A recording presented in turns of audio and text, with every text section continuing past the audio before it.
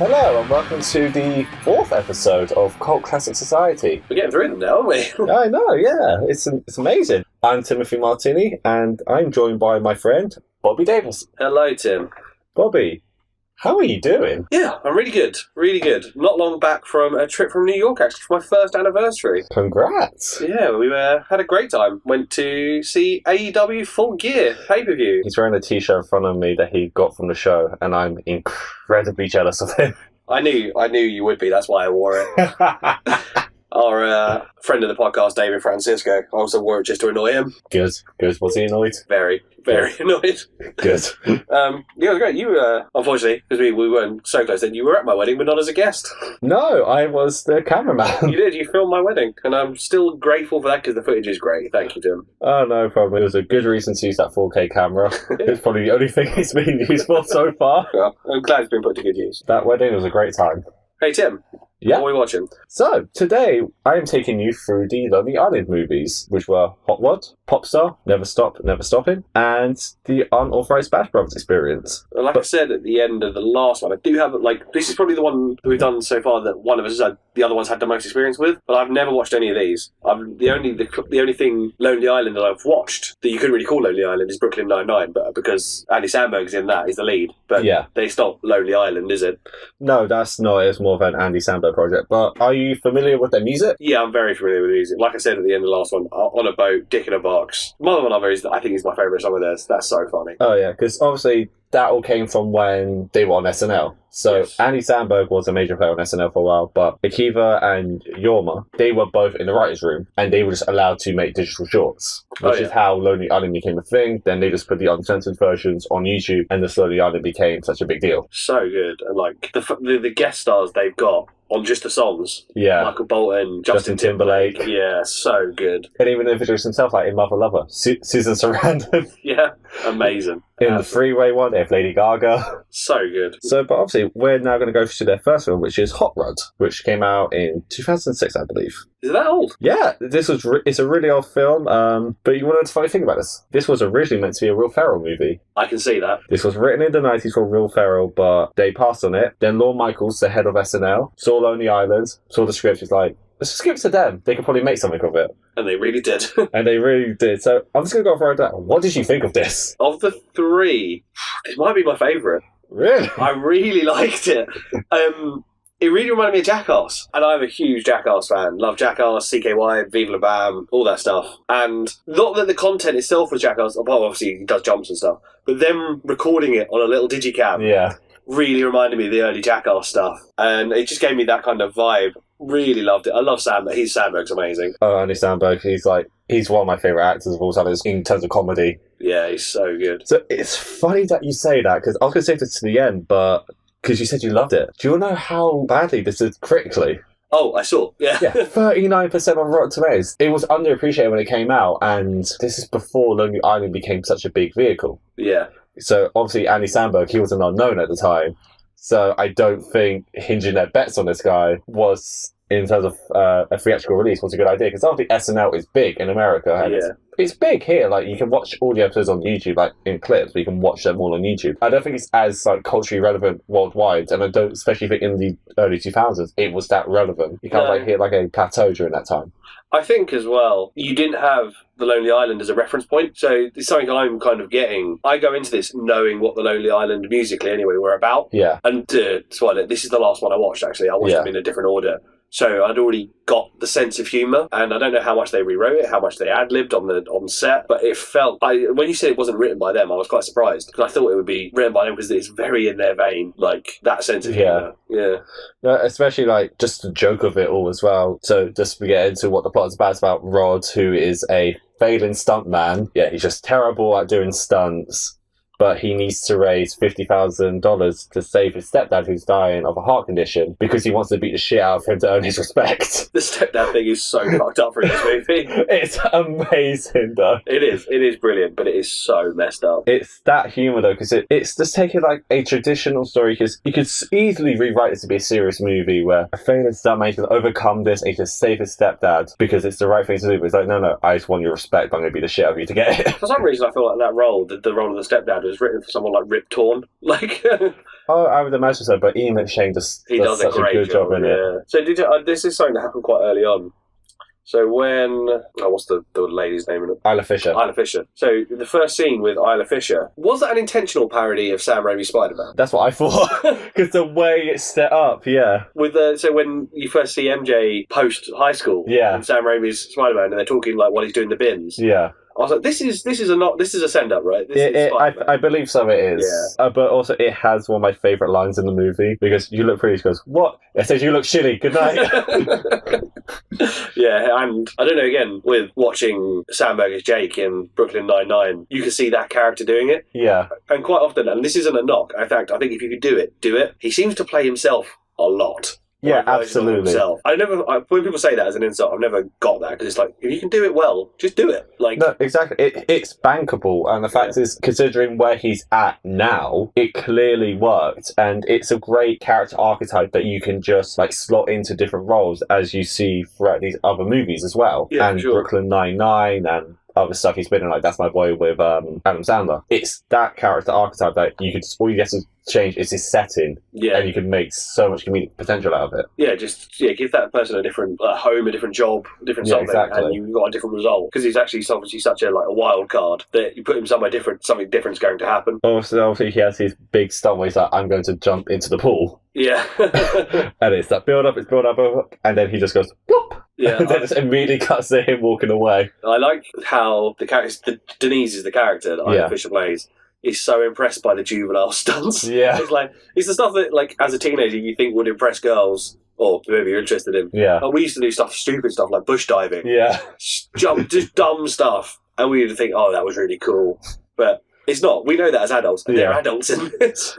And that's the fun thing. Also, the fact that he has to put a fake moustache because he can't grow one. Yeah, that is so funny. He's actually screams at his stepdad. He has a hormone deficiency. Yeah, that's one of my favourite bits. I think it's during that scene where he pulls out the nightstick. Yeah, and he still can't beat him. But that nightstick, I was like, where have you got that from? But then, obviously, when he finds out that his stepdad is dying, he goes to the forest and has a Footloose style dancing. Yeah, in the woods. Yeah, so in which then he painfully just continuously falls down the hill. Down and down and down. That's such a Team America style thing to do. Because it's just escalation of him falling because you think to keep going. And then he finally knows, it's after a long and painful fall, I finally had the idea. It's so good. And then also there's the bit where he tries to trick Denise to come into the garage with the light, and then he's wearing a Hulkamania t-shirt. Yes, I was going to say there's a couple of wrestling t-shirts in this. There's that, and in another scene, Dave is wearing a Stone Cold t-shirt. Yeah.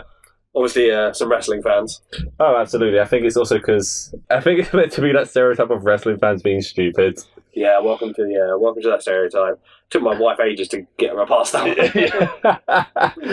Although, if you are going to wear a Hulk Hogan t-shirt, you should be judged. But let's not talk about that. Yeah, no, exactly. And then, obviously, you meet Denise's boyfriend, played by Will Arnett. Who I love.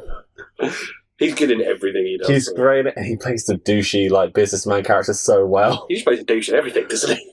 Because, what's your first introduction to Will Arnett? I can't even think what my first would be. For me, it was Job in Arrested Development. Yeah, of course.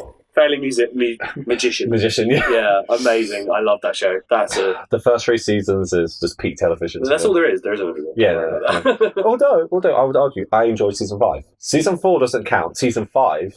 You can argue, you'd be wrong, but you can argue. No, I liked the stuff with Job in that. Yeah, I mean, I suppose when Will Arnett's going to come here. No, Will Arnett's great and everything, but I don't want to miss a Will Arnett episode. Otherwise we'll be here forever. So then obviously he has the weird double date where the other person doesn't show up and then Will Arnett's character fucks off. So then Rod explains his dad's death in gruesome detail. Oh, yeah. It's he died instantly the next day. That's so funny. And what I like about that is as well, every time Will Arnett's on screen, he couldn't be a bigger douchebag. Yeah. And yet, so her choice is really between a douchebag and an idiot. Yeah. And it's it's a bit of a rock and hard place. She could just go with either. No, exactly. There's also Rod's stepbrother, Kevin, who's played by Yorma. Yes. He's such a child. He's brilliant in this, though. He plays that child role very well. It helps that he looks so young. Yeah, it's a great role that Yorma does, especially because like he doesn't really grow a beard like in any role he's in. So he always has that like prepubescent face. Yeah, he looks so, and the hair as well. The floppy hair makes you just look like a teenager. Because obviously Kevin kind of leads to a scene where Rod almost wants to quit being a stuntman. I know I skipped over quite a lot here, but I was going to talk about Kevin's. But when he makes the home video. Oh, yeah. And it embarrasses Rod because obviously he's making him look like an idiot, which he is. So there's a couple of other notes I have before we get to that. Cool Whip. Family Guy joke that they used. Oh, yeah. Now you said it's 2006. I'm not sure what come first. I don't know what, but I would argue horror does it better. Yeah, because he does different words. Yeah. Yeah, that made me laugh.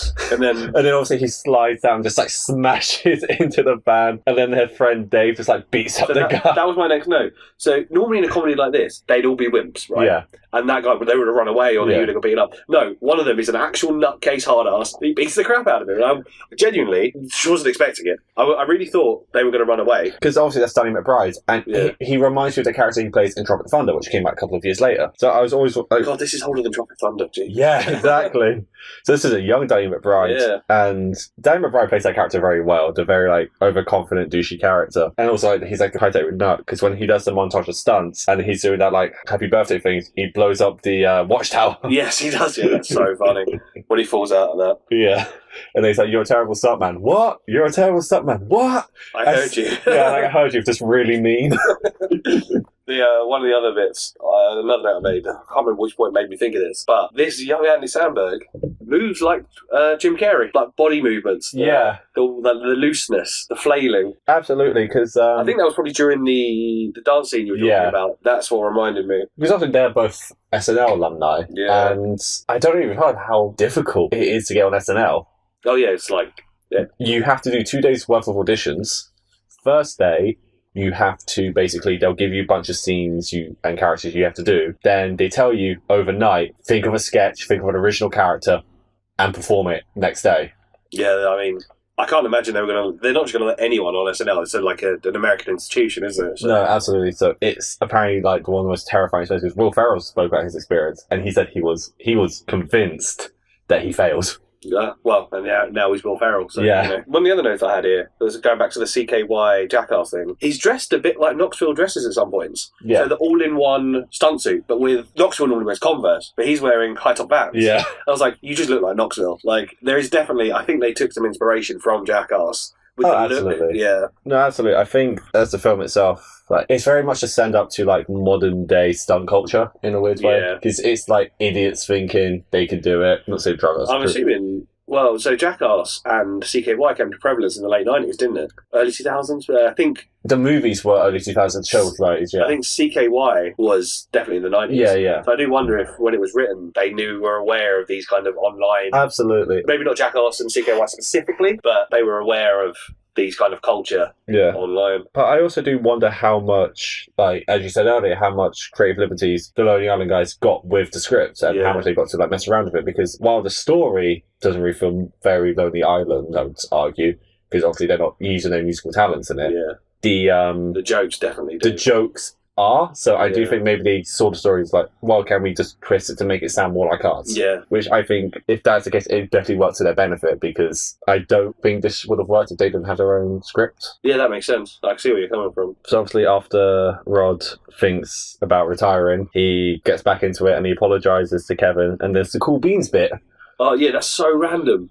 Like the edit is weird. Yeah, it reminded me. So when I was at uni, we did a short film, and I was intent on having this one joke in it where it broke the fourth wall. Yeah, there was no break. It wasn't like a mockumentary, but we broke the fourth wall for one joke. Yeah, and our lecturer was going, "You don't need that." I was like, "But it's the funniest bit in the thing." Yeah, for some reason, this reminded me of it because it's been linear up until this point. Up until that one moment. There's a joke using just the editing. Yeah. But the edit is the joke. And that felt very Lonely Island to me. Yeah, that's much more in their vibe. I do wonder if that was, they were fucking around in the edit suite. Yeah. I was like, that's really fun, let's do that. So that also now leads into, he's going to do the big stunt, which is him jumping over 15 buses, and that could be their last ditch effort to save. There's one quote before that, sorry. Sure. that I think is probably my favourite quote, and I agree with it. I haven't got it word for word written down, but it's Denise who says it. She says about like people who grow up and mature are just boring. Yeah. Like, just do the things you love. And I'm a big kid. I'm not ever going to stop playing Pokemon games.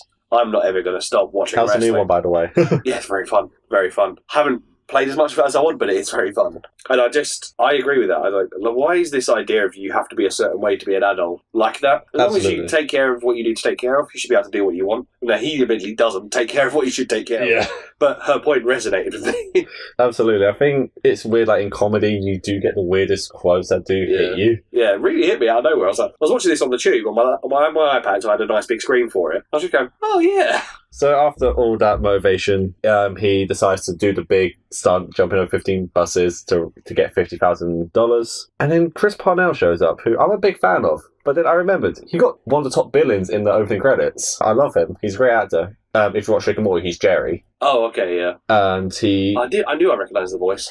Yeah, and he's a big like recurring character in 30 Rock, which is actually based on Tina Fey's experiences as an SNL writer. Yeah, I knew that. I actually knew that one. I've not watched 30 Rock, but I knew that. I don't know why I knew that. It's a great show. Yeah. I put it down on some episodes. We'll have to watch it. I've not actually watched it. Yeah. So, yeah. And so I think the reason he got one of the top bids is because obviously he's like from SNL alumni, and he was part of the big sketch that got Lonely Island very popular, Lazy Sunday. Oh, okay, I don't think I've seen that one. Yeah, he's the other guy in it where they're like having a lazy Sunday, they're gonna go watch Chronicles of Narnia. That's all it's about. Oh no, I have heard that. Yeah. That's Chris Parnell. So I think they brought him in there because they're friends of him. Oh. Yeah, and they give him a top billing. They basically become friends with everyone they end up cameoing, haven't they? That's and then the motivational walk that turns into a massive riot. What the hell was that about? But that's it, because even they reference like that. Was that us? That's the thing. I wrote that down. I had my iPad on my lap and I had my phone for my notes. I was watching it and I literally typed, "This riot is so random." And then at the end they're like, "What the hell was that about?" I was like, "Oh, they agree." And then there's they're like holding the TV going, "Yes, us running away was the only thing we could do." And she's clearly holding the TV. Clearly looted himself, yeah.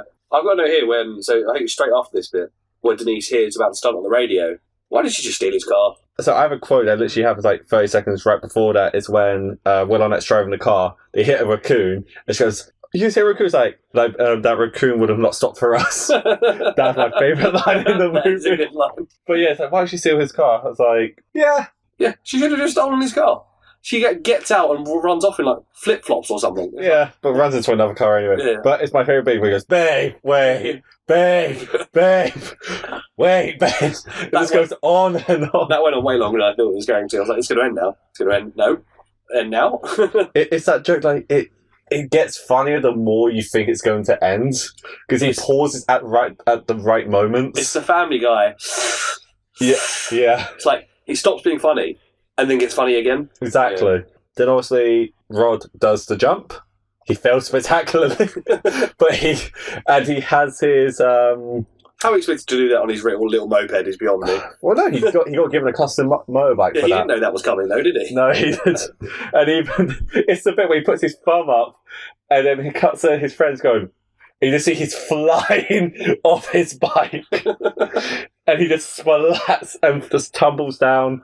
Breaks his bones, and then he had an out-body experience where a taco fight said cheese toasty. Yes, after asking her earlier on who he thinks we would. And the taco won, obviously. Street fight rules, right? Yeah, exactly. Prison rules is what she says. Yeah. That's a little racist, Denise. So obviously, because of that, he wins, and he wins the $50,000 for his dad. And the first thing he does, once he gets a heart transplant, is goes to fight him. There's another bit I had. At the end of the stunt, the Scrooge bit. Yeah, it's at Christmas. It's Ebenezer Scrooge. It's just so random. The thing about having those kind of three random bits in it that are beyond random is that they've not set the movie up to have random shit. So sometimes a movie or a TV show is random, and you kind of get in the beat of it. I think this is so peculiar because you're not expecting it. I think that's what makes it such a linear story. That's it. That point. It's such a linear story. Then it's got random moments like, hold up. It starts with the cool beans bit and it just gets weirder after that, basically. Yeah. So yeah, he goes to fight his dad. The fight is so good. Oh, it's so well done. It like spreads out, like goes through the basement into the backyard, smashes his head on the grill, smacks his head in with a brick, goes into the upper garden to the floor. The way he ends, and we didn't actually cover this, but when he's doing Tai Chi with Denise, and she teaches him the moves to make you shit yourself. Yeah. And he does that at the end, I properly laugh. Yeah, because like, you're a man, son. He goes, thank you. And it's just me. Just the movie. What the fuck? And then that's how it ends. That's the final shot of the film. So funny. But so yeah, were we actually supposed to warm to Frank, the stepdad? No. I never thought so. Because there are points where it's like, you think you're supposed to. But there's also a point where he just calls him a homo. So it's like that, like Frank, I know you're fake. It's like, no, I'm not. He opens his eyes and goes, homo. So no, I don't think you're ever meant to want him. I think you're meant to agree with Rod's motivation, like beat this man up. So, got 2 questions for you. First off, what's your favourite scene? Ooh. The scene where he does the stunt where he's holding his breath, or trying to build up to holding his breath, and he nearly kills himself. And then he pukes into Denise's face. We didn't cover that. That is... Yeah, he trains his mind, body and soul. Yeah, I actually think either the bit where Dave attacks the guy over the camper van, or the final fight, maybe. Them two. I think the final fight for me, because it's building up to that moment, and it's just so chaotic. It's so good. And what's your favourite quote? I'm going to get you better, then I'm going to beat you to death. Oh, so good. So, do you want to know the budget of this movie and how much it made? Go on. So the budget for this was 25 million. Okay. It made 14 million. Really? Yeah, this is what I mean when I say I don't think Andy Samberg and Lonely Island at the time were bankable. No. So, just having even Andy, let alone Lonely Island, on it now. Yeah. I think if you do this movie now, it would probably done much better, especially with its critical reception as well. I don't think people were ready for this movie. I think if you get the stylings of Lonely Island out first and their comedy style, people would be much warmer to this now. Yeah. Watching it, having already watched Popstars and Bash Brothers and listened to their music, I think I went into it with the headspace of what it was going to be. But I do think it speaks to Lorne Michaels' trust in them to pin this movie on them. And also, he kept them on, like on SNL, until like the movie failed. He's like, you're fired. He kept them on until like the late 2010s. Yeah. No, not late 20, like 2012, because they moved on. So I think it's amazing. I personally give it like 4 out of 5 stars. Yeah, I don't know if I'd star it, maybe like... Yeah, 4. I think 4's probably I think it's a solid movie. And we're going to move on now to Popstar, Never Stop, Never Stopping, which... Are we going to get an omission here? This is one of my favourite films of all time. It's very good. It is very fun. It's incredible. So, yeah. I think the reason I preferred Hot Rod is because it's quite understated. Yeah. And this isn't at all. No, it's in not. any respect. No, it's not. Ever since the day I was born, I was dope. It's the opening line, and that just sets the tone for what kind of movie you're going to watch. I mean, in the opening 10 minutes, you get how many cameos? You get Carrie Underwood, Nas, Usher, 50 Cent, Ringo Starr, Simon Cowell, Adam Levine, Akon, and Mariah Carey. And is Pink even in that early bit as well? She's in the Equal Rights song, yeah. So all really early on, in the first kind of 15, 20 minutes, you get all of those. And I was like, this is insane. Yeah, it's a very expensive movie. I can imagine. Especially when Mariah Carey's involved. I assume she's probably the most expensive one there. I was going to say Simon Cowell, most likely. Yeah, maybe. I don't know. If they're on his record label, he might have done it for... I don't know if they are. No, they're not. First thing I'm going to ask, what do you think of the mockumentary style for this? I love a mockumentary. I'm a big fan of The Office and stuff like that. I think it was very good. I think they were quite clever in jumping between the two styles, as if they're recording a mockumentary for the character, or a documentary for the character that you get to see some of as the documentary, and then you get to see other stuff just as a film. And I think that's clever because there'd also be points where if it was all documentary, I'd be like, why are they filming this? Obviously, we have the character of Connor For Real. Connor For Real, great name. Who obviously, when the film starts, the first thing I thought was, this is clearly just a parody of Justin Bieber. Yeah, so I looked that up actually. I try not to do much research on your ones. Yeah. But part of me was like, is this based on someone? And they deny it. They say it's not based on anyone. I think the opening clearly is, because obviously this was a few years after Bieber had his documentary. So I think it's playing up to that part of it. But obviously it just goes in its own direction. And it's just about... It's about Andy Samberg if he was a pop star.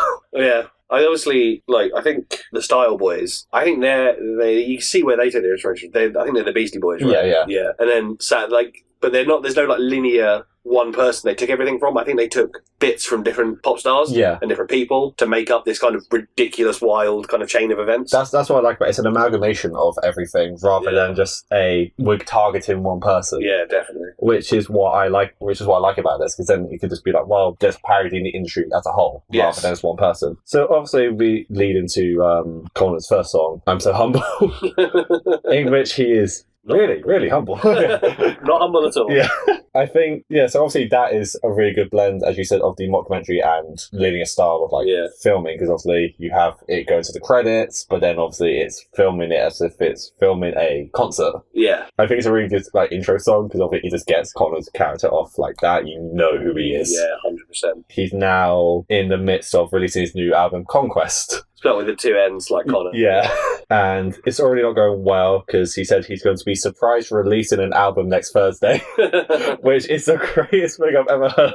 Again, such a Sandberg line. Yeah. And the song he decides to surprise release is Equal Rights, in which he has to remind you in every line that he's not gay. Yeah. What do you think of that song? It's amazing. I think they hit the nail on the head with, as we discussed in our bottom episode, the character of Richie kind of clearly disguising who he really is and not feeling confident about it. Whereas there's obviously an element of that with Connor, but it's just so in your face. The joke is so in your face about him being in denial or just being worried about. Yeah, exactly. About how he's going to be perceived by putting out an Equal Rights song. But then obviously that whole song is then punctuated with Ringo Starr saying, gay marriage is allowed. Why is he singing this? Yeah. And obviously my favourite thing is obviously he's singing it next to Pink, and Pink is looking very uncomfortable next to him. So she's very popular in the LGBTQ plus community. Yeah, exactly. That's what makes it hilarious. And obviously they have the whole storyline with him, Owen and Lawrence being Starboys, and how they broke up over the catchphrase verse from the song Turn Up the Beef. Did you realise who that person was in the song? No. That was Emma Stone. Oh, no, I knew that. Sorry. Yeah. I thought there was something else. Yes, the girl in the song was Emma Stone. 100%. I mean, how can you not recognise her? She's Emma Stone. The thing that I liked about this whole bit was that the person talking about catchphrases in the documentary style was DJ Khaled, who is known for catchphrases. Exactly. And obviously he does reference the congratulations you played yourself. Yeah. Which I just of course, you have to reference that.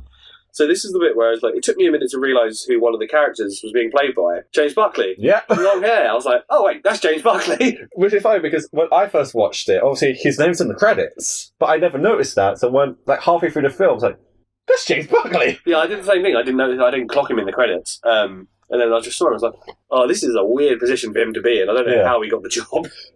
I mean, he does a good job at it being a yes man. Well, he's a good actor, isn't he? He's a good comedic actor. So Connor is trying to get this album off the ground. So he does a partnership with Aquaspin, where you see Maya Rudolph, who I love her. Yeah, she's brilliant. That's when I noticed James Buckley as well. Yeah, just before you hear her, before you see her. Yeah, that's when I noticed him behind Andy Samberg. Yeah. I was like, oh, okay. And she plays Deborah. Yes. Which has my favourite quote in the film. Deborah, what's the origin of that? Deborah. It's like an anti-joke, isn't it? Yeah. It's so good. So obviously his plan is to partner with Aquaspin to put his album broadcasting throughout all of these appliances. I got that reference straight away. Referencing U2. Yeah. And then putting their songs on everyone's phone and iPod. Yeah. The second that happened, I was like, U2. And that backfires hilariously because it causes a major blackout. Yeah, because obviously people don't want to hear that. Yeah. And then you have the TMZ parody, CMZ. Yes. Before that, we get another cameo though. A$AP Rocky? Yes. It's so he said to do a tour this way, so he had the A$AP gummies or whatever. Oh yeah. But yeah, we have the TMZ parody with Will Arnett. It's got 3 people I recognise. Yeah. Will Arnett, Chelsea Peretti, and Eric Andre. Yes. Yeah.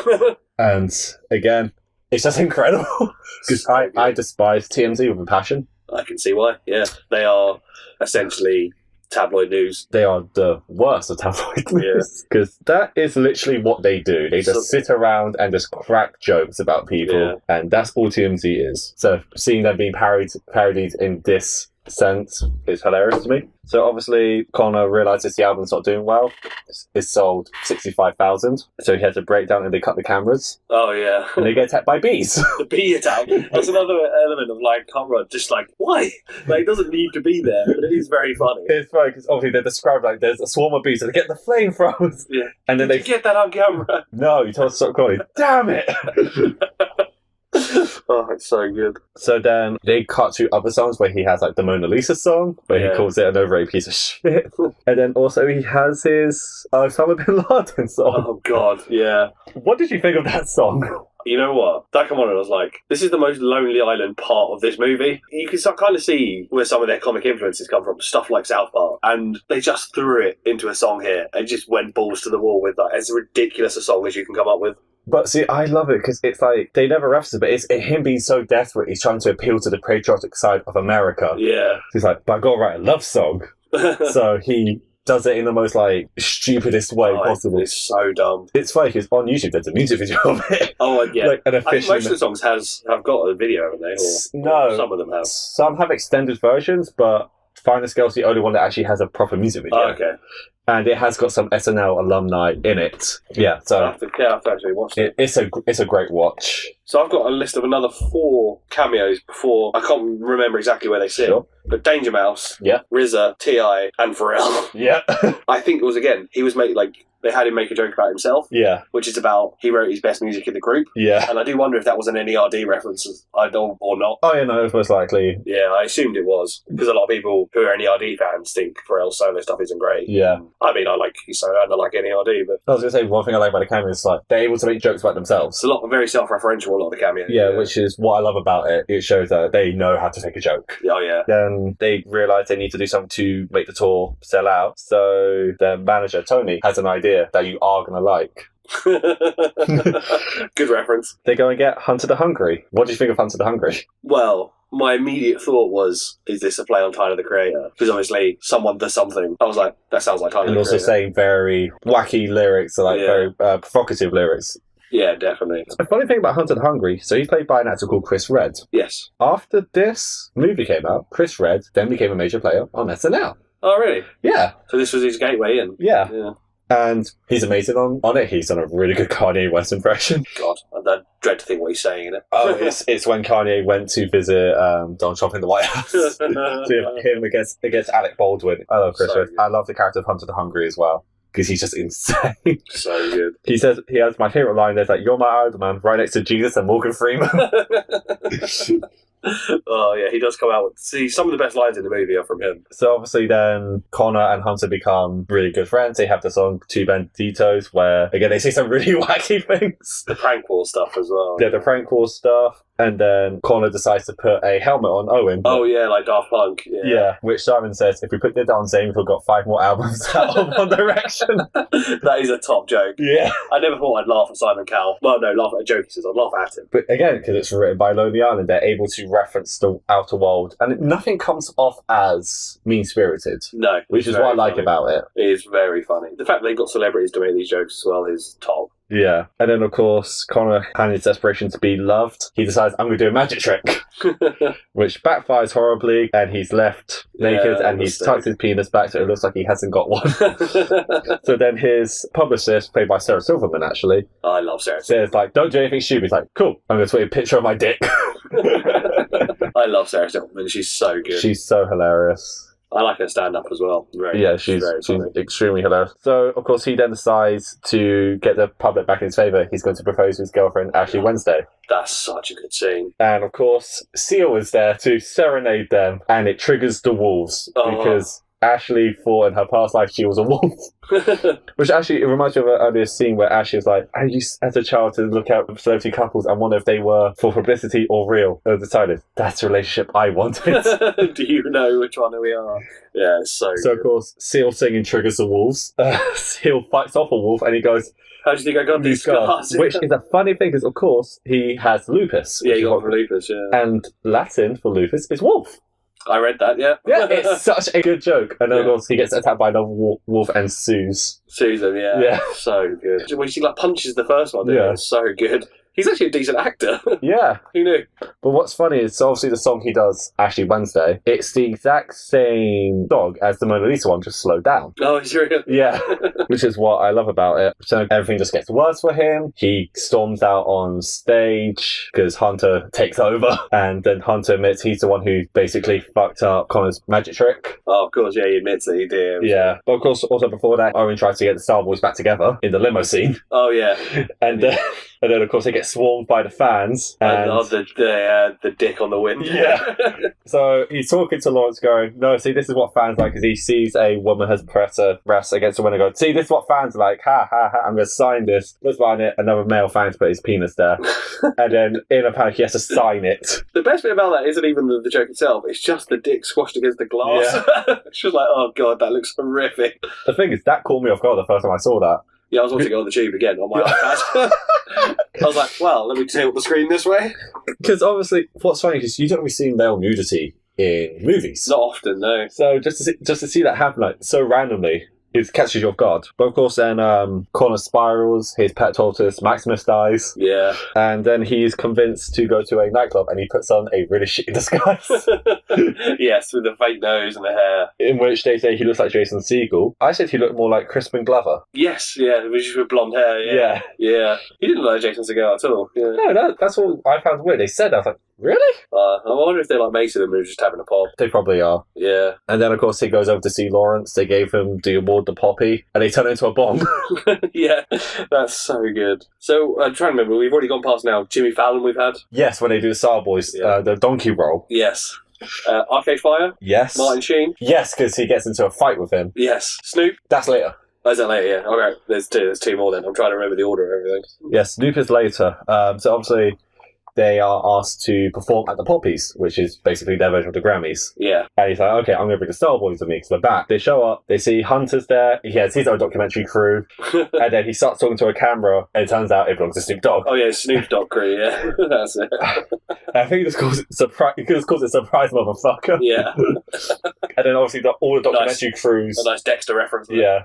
And then all the documentary crews just like get squashed into each other because they don't know where to go. Yeah. So obviously there's a host for the Poppies. Do you know who that actor was? No, who was it? That was Weird Al Yankovic. Oh, was it really? Yeah, he was in makeup.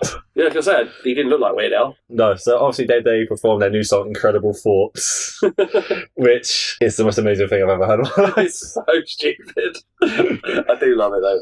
It's a very good... They bring in Michael Bolton, they bring in Justin Timberlake for it. When Bolton first appeared, I was waiting for Bolton. Yeah. I was like, he's got him and Timberlake. And when Timberlake appeared as the chef, it took me about 3 or 4 seconds to realise I was not the chef. It's Timberlake! Yeah. Because I remember when I watched it for the first time with my partner at the time, she squealed when she found out it was Justin Timberlake. Because Dick in a Box, Mother Lover Freeway. So it was like, oh my god, it's him! Yeah. Because of course you've got to have him in it. Of course. Him and Bolton are the two kind of biggest people they do stuff with, right? Most regular... Yes, because they also did... So Michael Bolton has a Netflix special called Michael Bolton's Sexy Christmas Special. Yeah. Which is funny because it's set on Valentine's Day. Don't look too much into it. The Lonely Island are in it. Yeah, and then obviously he's on there. There's a Jack Sparrow and a couple of others, isn't he? Yeah. Yeah. Star Boys get back together. They go back on tour. Happily ever after. So this bit, when they're performing, my assumption was all these people you see in the crowd were not part of the film. They're crowd scenes from something else, right? Because they do not look like they're part of it. So, like John Legend and Chrissy Teigen, his wife. Oh no, they've got archive footage from actual like Grammys. Yeah, that's what I thought it was. Yeah, Katy Perry, Steven Tyler, Paul McCartney, which after Ringo being in. Yeah. I don't know. Joan Cusack. Oh yeah, Joan Cusack has Connor's mum. Yeah, Joan Cusack has Connor's mum. Bill Hader. Oh yeah, of course, because Bill Hader's also in Hot Rod. Tim Meadows. Yep, as Tony from Tony. It's such a good cast. Like, I can't believe we even skipped past those other ones. Like, obviously, we took us a second to mention Sarah Silverman as well. Yeah, because that's the thing. I think there's so much going on in it. It's a movie that you have to watch multiple times, I find, to truly appreciate it. And also, what's funny is there are missing songs in this. There are songs on the album that are not featured in the movie. Yeah. So there's a song called "Fuck Off," which was his rebellious anthem. There's Should I Move, which features Akon, which is literally about him. I was surprised Akon didn't appear, actually. He does at the beginning, for like a second. Oh, I think I actually listed him off, didn't I? Yeah. I did, yeah, he's in my list. The song where they say Lawrence branched off on his own, and he did a song about the things in his Jeep. Oh, yeah. The full version of that, Linkin Park's in it. Then there's a song in the credits called Legalize It, which you think it's about weed. No, it's about him smoking crack. And it's literally just like, we should legalise crack so I can smoke it all. So there's, I've got a handful of notes here that I put kind of at the end. Because half of my thing was just noting down all the cameos. Yeah. So some of my favourite things are the white butt jeans. That's really funny. Yeah. When he's asked where Lawrence has gone, he says something like he's gone to hunt dolphins like a dickhead. Yeah. I was like, wow. Yeah, okay, that's a good joke. The social media overshare when he's like, I've just had a tug. Yeah. Fucking yeah, his daily confessions. Yeah. There's an Ace Ventura joke. Oh, because he shits in Anne Frank's house. He goes, do not go in there. Woo! Ace Ventura. Yeah. Which I was like, that's really good. The 30 seconds to Mars joke really made me laugh. Yeah. It's, like, it's not actually 30 seconds away. The Jimmy Fallon, I think, is that a direct reference to when Will Smith come out and did the Fresh Prince dance for the first time in like 20 years? Yes, but also it's just Jimmy Fallon's the kind of person who just likes to do that. Dance, his dance-based stuff. He's done the history of dance and stuff. Yeah, because also Jimmy Fallon is an SNL alumni. Yes, of course he is. Yeah, he was famous for constantly breaking. If you watch any sketch he's in, he always corpses. Oh, of course. And that's what he's famous for on there, because he's just so... I love him, but he was a terrible actor. And there's one more note on it. I was like, they talk about halfway through the tour. Oh no, like halfway through the movie, sorry. And it's day 35? How has all this shit happened in 35 days? I know. Until they included like getting Hunter. Yeah. And then the tour failing and the album failing. It's like, how is that a month? I know, that's what makes it so ridiculous. Before I go on to critical reception and box office, favourite scene? I did enjoy when the Star Boys got back together in the barn, in the house, just because it was so warming. Like, not even because it was like amazingly funny or anything. Yeah. It was just something about, school friends getting back together and being pals. Or the bit when Connor's depressed and he realises from the home videos that it was his friends who bought him the turtle. Yeah. Little moments like that really kind of pulled at my heartstrings, especially having done stuff like music with my friends when I was younger. I did enjoy the CMZ, TMZ. Yeah. They were very funny. One thing we haven't mentioned that we skipped over, the dog shit pancakes. The loyalty test, yes. So that really made me laugh. When he goes, you pass it, it's like, what test? You made me eat shit. and then like the makeup girl is still eating it, and then just like on her phone, just doesn't realise. So funny. Yeah, that might be my favourite scene. And Jorm's character's like, I can't believe you think I'm one of your lackeys. Yeah. Then what's your favourite quote as well? That can be also a lyric from a song. Yeah. I mean, the opening line, was it, I was born dope? Ever since I was born, I was dope. Yeah, that really made me chuckle. That was really good. The one you mentioned as well, about the Deborah, I had that noted down, but you said it before me. That was so funny. And in terms of the songs, where you're constantly going, I'm not gay. That's so good. Because it just escalates. He starts off in the first one to go like, not gay, but I want this, like, not gay. There's like, he will like list straight things. Yeah, I like And then once he gets like, before the final verse, not gay, no, not gay. I'm not gay. The bit where he realises that at the end, and that's offensive as well. Yeah. That's so funny. So, critical reception, 79% on Rotten Tomatoes. That's not bad. Yeah. Budget, 20 million. Is that it? Yeah. All those cameos, did they do them for free? I think a lot of them were just favours, but also I think a lot of it just comes down to being either archive footage or they're going to theirs, so it makes it cheaper. But some of them, they're clearly doing it for the movie. Yeah. Most of the first kind of 15 minutes where they're all those little talking heads. Yeah. I do think it's also just favours. It could be friends. Box office gross, however, 9.5 million. This did worse than Hot Rod. I used to work in like a record and media shop, and we got that as a new release, and it barely sold anything. We had loads of them left. Yeah, because I was a big Lonely Island fan at the time. Like the third album, the Whack album, came out 2 years ago. Wondering what they were going to do next. This never got marketed that much. Well, this is like, I was working there, and I saw it. I was like, that's Lonely Island. I knew them because on a boat by that point, like a boss as well. One of my friends, I'll name drop him. My friend Reese loves the Lonely Island, but the music. And when we worked together, he would put it on all the time. And somehow, neither of us knew that movie was coming out. Exactly. So this movie barely got any publicity. It just came out, disappeared, and then it just came out like physical media. So I think that's been an issue. But now that it's been out streaming services as well, because it's on Netflix in the UK for a long time. That's how I first watched it. It's been more closely examined, and it's now become a cult hit, very much like Hot Rod. Yeah. Which is very interesting. I feel like they're very underappreciated for their time. Then once people actually get more access to it, they watch it and go, oh, I've missed out on a classic. Yeah, definitely. It is a very good movie. I didn't know what to expect, and because I never watched it, because it's one of those things as well, because you saw it didn't sell well, I was like, it probably isn't very good then. Yeah. But I was wrong.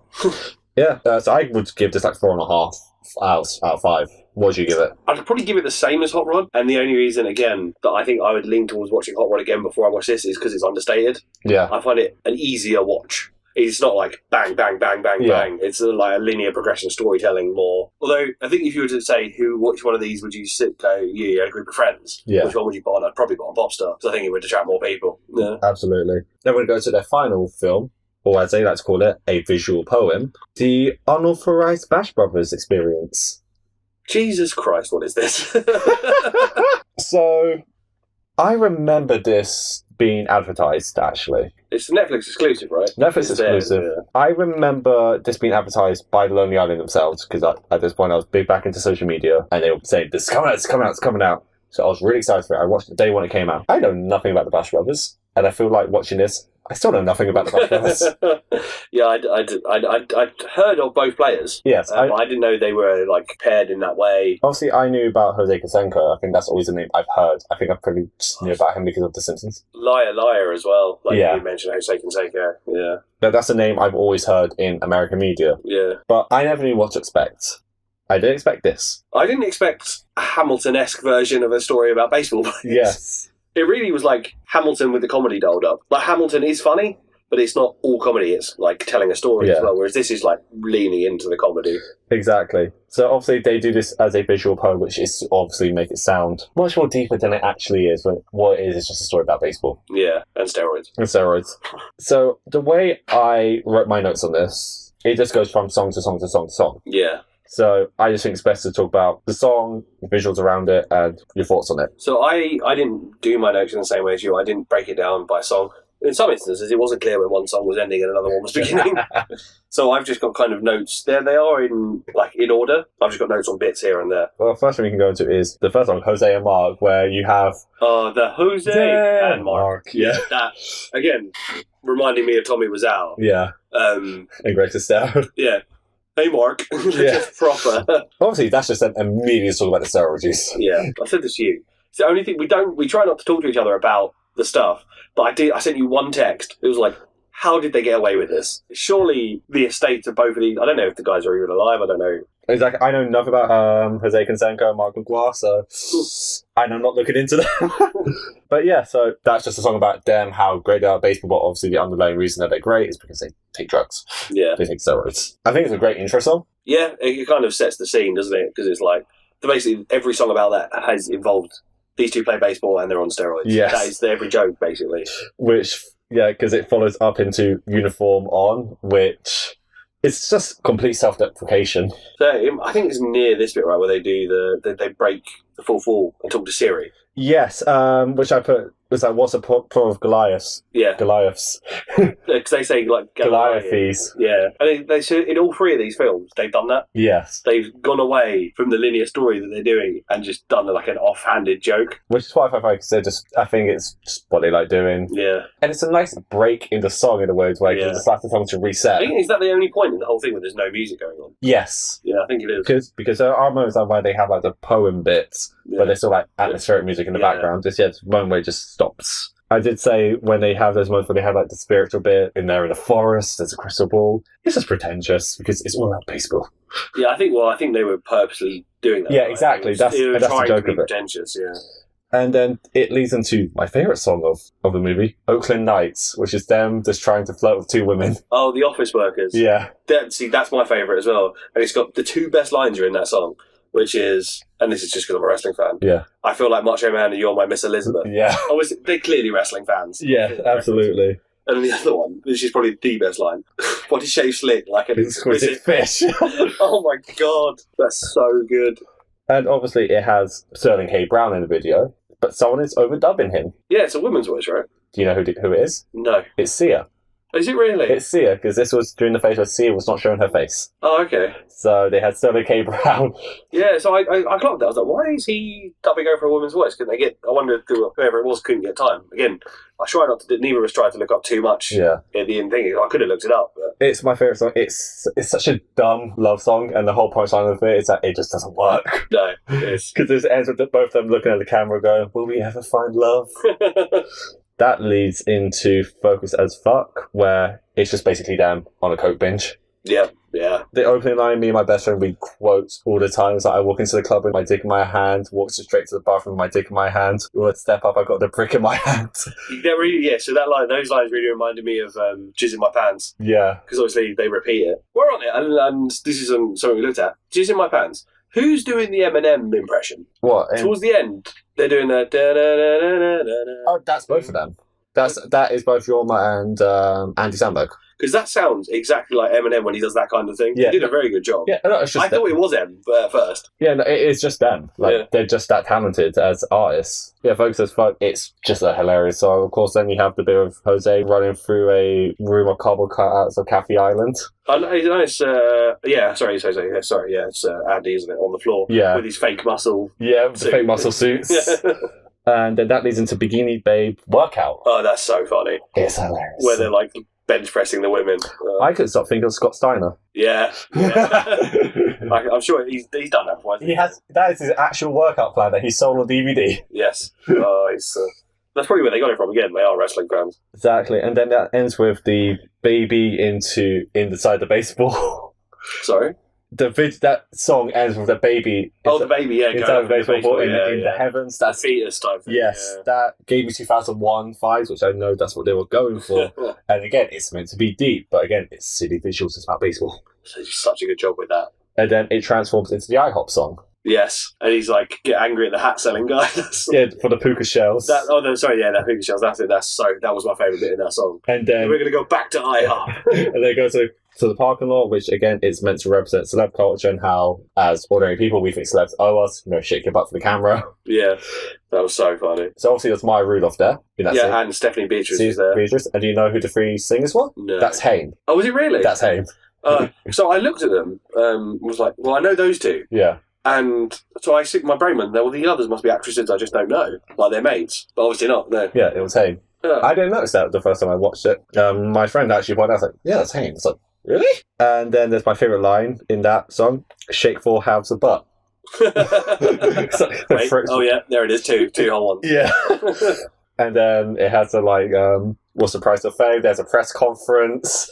It's like, can you please shake your butt for the camera? See? That's exactly what we're talking about. It's great because there's that message underneath. Like, yes, we are so obsessed with celeb culture, but it's done over this layer of comedy where you just laugh at it, and I think it's just so genius. It is so good. And that leads into the song Daddy, which is about them wanting to impress their fathers. This bit, the therapy is for losers bit, that's so toxic. It's of the culture, yeah. It's the first time he says it's like, little boy, therapy's for losers. Then in the last time he says it's dad said. Yeah. So that toxic masculinity of him wanting to impress his dad, but obviously his dad has fed into this very toxic thing. Yeah, it's so awful, isn't it? And it's like, Jose, I heard you won a pretty hot date last night. You guys, no, I don't kiss him down. I went on a date with Madonna. That's, again, very, Connor for real. Yeah. Very, even Jake from Brooklyn Nine-Nine. It's just very Andy Samberg. Yeah, it is, isn't it? And then it goes into Focus on the Game, which is about how famous success has finally gotten to them, which is, again, such a great song. And obviously it then goes over the whole fact how they got caught out for steroids. They both, named and shamed each other. Yeah. And then they're like, fuck it, let's bash. You have that finale song, which is the party anthem. Yeah, so that last one, is that the one where they list off all the baseball teams? Yeah. I've actually written here, that one might be my favourite. Because it's just squeezing every Major League Baseball team into a song. Yeah. And they literally go, you might not realise, but we're named baseball teams. Then it ends with them saying, they win the 1989 championship game. And then you have the Joe Montana song, because Jorma finally gets to shine in this. Yeah, I was going to say, the thing I've got is Jorma Joe Montana bit at the end. What the hell? So that is a reference to a song they did on the Whack album called I'm a Hustler, which is just Yorma just talking in that wacky voice, singing that. And so I was really happy that they referenced that kind of song with this, because I love Yorma. I find Yorma and Keith are very underrated, because obviously Andy Samberg is the star of Lonely Island. Yeah, what I like about Samberg, though, is although everyone who's going to invest money in them wants him to be the focal point, he does clearly try to put some focus on his friends as well. Yeah, he's not a complete douche about it. No, exactly.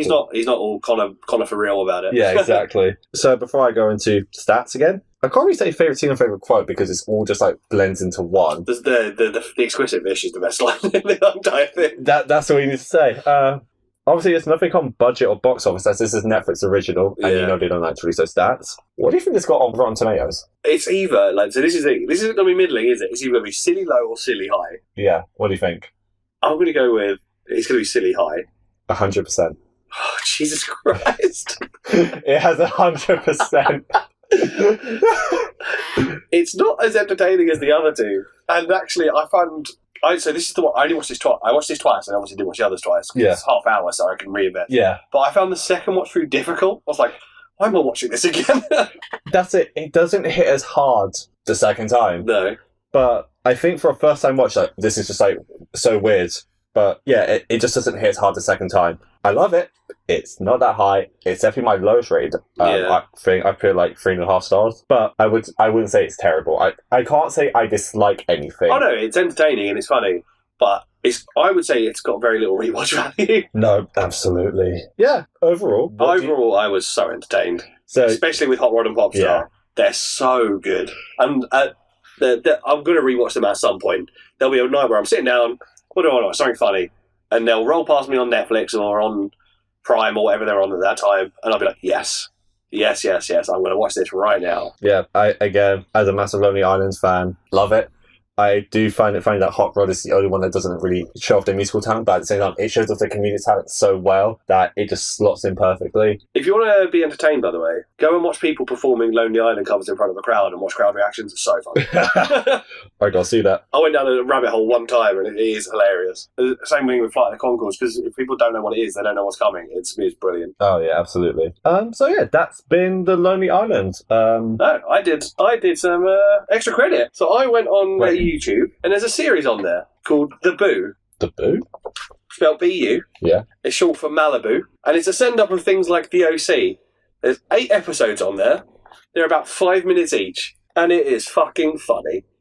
So, you gotta give me more information about this then. Is this written by Lonely Island? Yeah, they're in it, and they're starring. It was originally on their website. It's actually got a lonelyisland.com watermark at the bottom. Oh, nice. So, it's them in it. I'm assuming they wrote it as well. Jorma and Sandberg play love rivals. It's so overacted, jock, and Jorma's character's a ninja for some reason. And the love interest in the first episode and second episode is played by Sarah Chalke. Wow. From Scrubs. This is 2006 as well. So this was height of Scrubs. Yeah, so she's got... Do you remember in Scrubs where she was nervous Elliot, and then she went and got the job in Thingy, she comes back as sexy Elliot with the short hair. She's sexy Elliot. And... She says she's got that hair and stuff. She's in episode, I think it's 3 and 4, she's replaced by Chester Tan, who is a male actor wearing a blonde wig. And then in the next episode, she's replaced by a puppet, and then she comes back for episode 6 and 7. And then, yeah, it's madness. The whole storyline is they owe this drug kingpin money, and his son's trying to get them. And it's weird and wacky, and some of the sets are weird. So some of it's meant to be set on a beach, but they clearly didn't go to the beach. They're just in someone's apartment, and they've made rolling tundras of sand, but out of bed sheets, and it just says the beach on it. It's very Lonely Island. I think you'll enjoy it. Oh, okay. And the last episode 8, it's clearly something they were doing monthly, or it might be weekly. And the whole episode is the last episode is just a song going, "We didn't make the boo this month." And they just don't do it again. Yeah, it was very funny, very good. Some good guest stars, obviously. There's Sarah Chalke. I'll definitely have to check that out. Just worth spending. Yeah, it didn't take me long, 40 minutes to get through all of it. Oh, Bobby, thank you for joining me on this Lonely Island journey. Do you want to tell me what my next recommended reading is? So your recommended reading for the next episode, Tim, is one of my favourite bands, Streetlight Manifesto. They're a ska punk band with genius lyrics, and I want you to listen to 2 of their albums. The first one is called Everything Goes Numb from 2003. And the second one is called Somewhere in the Between from 2007. Look forward to it. Yeah, you should. If you want to follow us on Instagram, we are at CC Society Pod. And if you want to email us, we're ccsocietypod@gmail.com. Thanks for listening. Goodbye.